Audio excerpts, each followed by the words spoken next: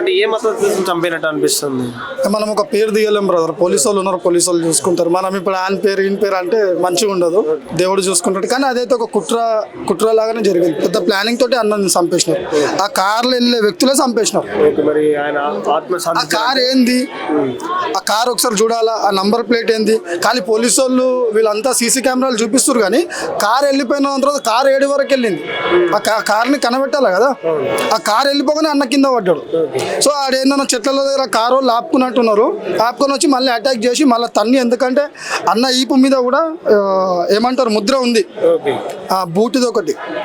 అంటే బూటుతో తన్నినారు. మళ్ళీ చెక్కలు ఉన్నాయి అక్కడ. మళ్ళీ ఇంకోటి ఏమో బైక్ ని పద్ధతిగా ఇట్లా అన్న మీద కూర్చోబెట్టినారు. అన్న కింద పడిపోయి ఉన్నాడు, బైక్ మీద ఉంది. సో ఇది ఆ కార్లో వచ్చిన వ్యక్తులే చేసిండొచ్చు. అటాక్ చేసి పక్కన కార్ ఆపుకొని మళ్ళీ ఇంకా దాడి చేసి కార్ వేసుకొని వెళ్ళిపోయినట్టున్నారు. ఆ కార్ వాళ్ళని విడవద్దు ఫస్ట్. నాకైతే వాని మీద డౌట్ ఉంది బ్రదర్.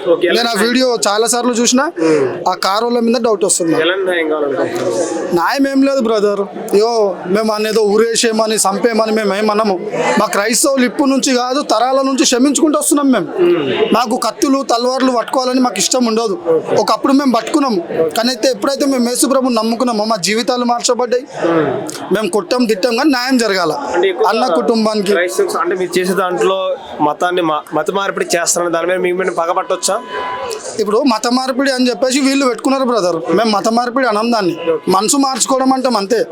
ఇప్పుడు నువ్వు చిన్నపిల్లగానే ఏం కాదు, నీకు ఒక పత్రిక ఇవ్వగానే బైబుల్ ఇవ్వగానే నువ్వు మా దాంట్లోకి వచ్చేస్తావా? రావు.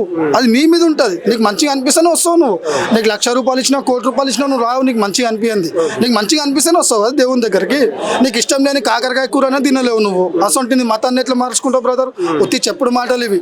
యేసు ప్రభు దాంట్లో నిజం ఉంది, బైబుల్లో నిజం ఉంది. అందుకనే జీవితాలు మార్చబడుతున్నాయి.